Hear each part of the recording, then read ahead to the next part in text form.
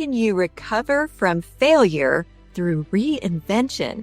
Today's incredible guest, Gigi Butler, is the founder of one of the nation's most successful cupcake franchises, Gigi's Cupcakes, and she proves that it's never too late to invent yourself. She's continuing to reinvent the wheel with new projects coming out this year. So welcome with me, the amazing Gigi Butler, and I hope that you enjoy this interview that was recorded live at the National Religious Broadcasters Convention.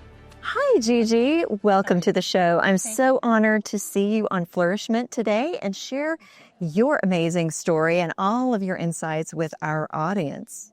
Thank you. Thanks for having me. It's great to be here. So tell us a little bit about your story. You are so successful now, everybody might be tempted to think, she's got it made.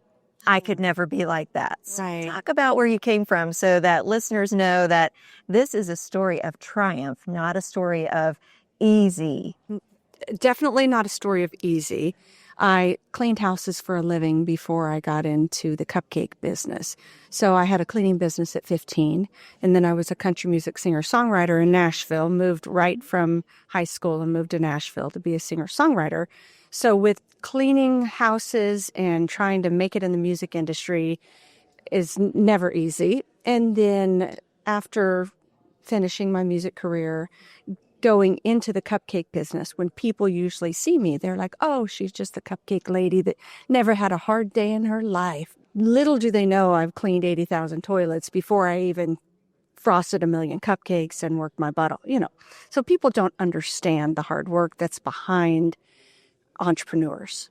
And if you're going to be a successful entrepreneur, you're always going to have the failure and the falling forward. That's what makes you successful. But most people don't understand that entrepreneurship is all about falling forward, picking yourself up, rising from the ashes, and then recreating and pivoting. That's all that life really is, especially entrepreneurship, and especially being a Christian.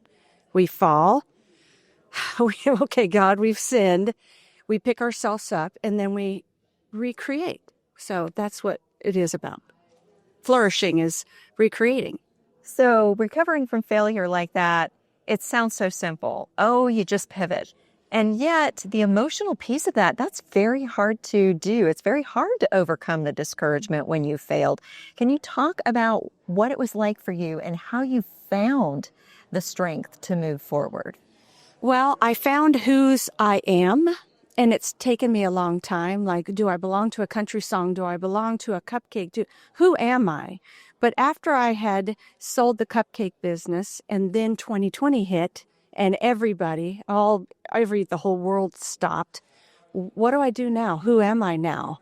So you constantly have to know whose you are first, and be grounded in a solid rock, and that's what God offers you. Go, do, explore, because life is about exploring and failing and, journeying and figuring things out, knowing that if you do fail, if you do step out of that boat and you do fall to the ground, then He's always there to pick you up. So through all of that, losing and winnowing away and stripping everything from me, I didn't have anything from the beginning, right? Cleaning business. Then all of a sudden there's, 20 million people watching Undercover Boss and, 125 stores and being this. And then after COVID, then this. So in between all of this as an entrepreneur, the entire secret of life is staying like this with God. Staying on the level with God. Staying on the level no matter if you're here. And people say, well, where did you find Jesus most? Probably at the bottom. No. I found him way up here, too, when I was being with death threats and being criticized and being hated because I was going to get off the politically correct, that politically correct fence that we had to be on until 2020. And then you had to decide what part are you going to be? Are you really going to be over here? Because it's going to hurt. You're going to lose lots of fans. You're going to suffer. You're going to lose lots of speaking gigs because you're going to be a Republican Christian. Or are you going to stay on the fence? And I decided, and through that was so painful because the hate and the bullying came. And then, the failure as an entrepreneur, because everything was decimated in 2020 as for an entrepreneur, for a small business person. So all of that and the hate and the bullying and the people trying to get at you, and then everything as far as material wealth being stripped from me because of 2020 and because of some incidents that have happened with the cupcake industry, and having nothing. Okay, where are you after that? So it's all about, whose am I? I'm still God's. I'm not dead yet. I can still recreate and figure myself out. So then that's what I did. I just figured it out again. Did you need to go through some healing first when you had gone through all the failures and the struggles before you could simply say, okay, now that I know whose I am and who I am, I could just move forward? Soldier. I'm a brave soldier. No, it was, I'm moving from Nashville. I'm going to Florida, North Florida. I live on Amelia Island, and I needed 3 years to just lick my wounds and figure out, I'm a loser. Everything's gone from me. Where do I go from here? I'm getting older. I'm not 25 years old anymore. I'm aging out. What am I going to do with my life? And in this 3 years is where God has put new things into my path and into my creativity where, well, I'm going to write another book. And it's going to be about love, devotion, and food. And what came to me was Jesus is the king of hospitality. He fed people first. That's what I do best. I feed people. I'm a baker. I'm a cook. Hospitality is my thing. If I wrote a book about hospitality, feeding people, and then nourishing their souls through the pain that I've gone through, and getting the Bible verses that have helped me. So, for instance, I wrote a devotional, and one of it is a Rocky Road pie. How to make Rocky Road pie. Well, then the rocky roads of life, and what has helped me in those steps to get through those rocky roads, or that Black Forest and my Black Forest cheesecake bar. What Black Forest did I have to dig myself out of? And what helped me through that Black Forest that I thought I was just done, dead, and left, decimated, alone, no money, single mom by myself? What was that? What was that encouragement? That was God. And grabbing onto everything that he has and sees in me that I didn't even see in myself at that time. So to make a food analogy, your low moments were bittersweet, so to speak. Bittersweet. Yes, correct. So one little tidbit that you found in your Rocky Road moment, can you share that?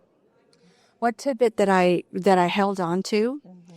Well, my whole saying that I've coined is that it's not about being perfect. Life isn't about being perfect. It's about being original. No one likes perfect. Perfect is boring. People don't like perfect things. That's not a story. That's not the person that, grabbed the stone and threw the rock and hit Goliath. That person was the lowest and the shepherder, and the shepherd.